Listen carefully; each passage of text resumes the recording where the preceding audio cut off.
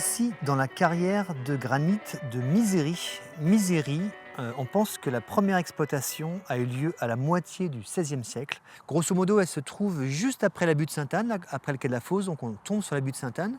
On continue et sur la droite, il y a cette fameuse carrière qui est facilement repérable grâce à des graffitis en fait. Alors le terme de carrière de Misery viendrait de miséreux. Des miséreux vivaient ici. Ça va être la carrière de Nantes. Ça va être la carrière qui va permettre de faire ce qu'on appelle les pavés nantais. On va paver les rues avec les pierres d'ici.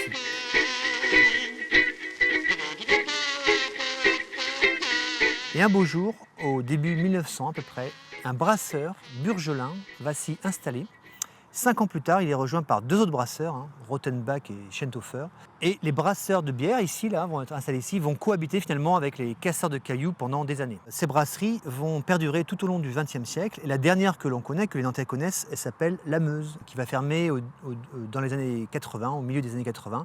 Elle avait des jolis bâtiments à l'entrée, là, et puis des espèces de hangars. Et tout ça va être rasé. Ensuite, qu'est-ce qui se passe ? Ici, ça va devenir une espèce de friche urbaine que les graffeurs nantais connaissent bien, jusqu'à ce que la municipalité décide de créer un jardin extraordinaire. C'est à long terme, elle pense ouvrir ça en 2021-2022 avec ce qu'on appelle l'arbre au héron, un arbre au héron qui sera implanté en fait à ce niveau-là.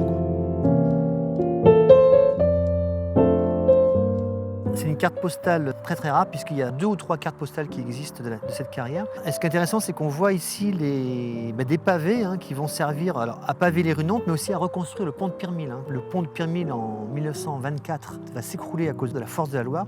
On va venir ici prendre des cailloux pour reconstruire Pirmil. Sur la gauche, on ne le voit pas ici, il y a une grotte, une vraie grotte, mais un peu mystérieuse. On pense qu'elle a abrité des explosifs pendant ces années de carrière. On n'en sait pas plus, ça fait une vingtaine de mètres. Ce qui est sûr, c'est qu'on n'a pas trouvé de hiéroglyphes. Mais comme tous les archéologues urbains, on en rêve.